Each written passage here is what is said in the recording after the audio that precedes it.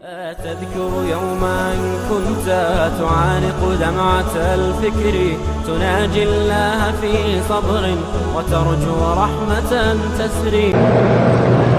صبح کی نماز کے بعد سنت یہی ہے کہ جہاں نماز پڑھی بیٹھے رہو، لیکن آگے طواف میں لوگ طواف کے ہٹ جاؤ، یعنی مسجد سے نہ نکلو، مسجد میں رہو اور کوئی دنیاوی بات بھی نہ کرو، تلاوت کرو، درود شریف پڑھو، خاموش رہو. پھر جب اشراق ہو جائے کھڑے ہو کے دو دو رکعت کر کے پڑھ لو تو پورے عمرے کا ثواب نصیب ہو جاتا ہے.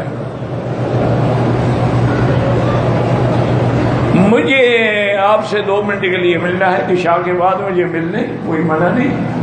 میرا مقصد یہ ہوتا ہے کہ آدمی درس کے بعد تھکا ہوا ہوتا ہے، وہ چڑچڑا ہو جاتا ہے تو تنگ آتا ہے، ورنہ عشاء کے بعد آرام سے جب میں نماز پڑھ لوں، سنتیں پڑھ لوں، آئیں ملے، لاکھ دفعہ ملے، میں بھی ہوش میں آ جاؤں گا اور تمہاری بات بھی سنوں گا. ہمارا جہاز پاکستان سے جہاز میں احرام باندھ لیا، تیمم کیا، تیمم کی بھی کوئی ضرورت نہیں تھی، نہ وضو کی ضرورت تھی، احرام باندھ لیا، لبیک پڑھ لیا، ہو گیا. جہاز میں تیمم تم نے کہا مٹی ساتھ لے گئے تھے، کیا ان کے مسئلے ہیں؟ پھر کہتے ہیں مکی صاحب ناراض ہو جاتے ہیں. آپ مجھے پاگل بناتے ہیں تو پاگل تو پھر ناراض ہوتا ہے، وہ تو پھر ناراض ہوتا ہے تو پتھر مارتا ہے.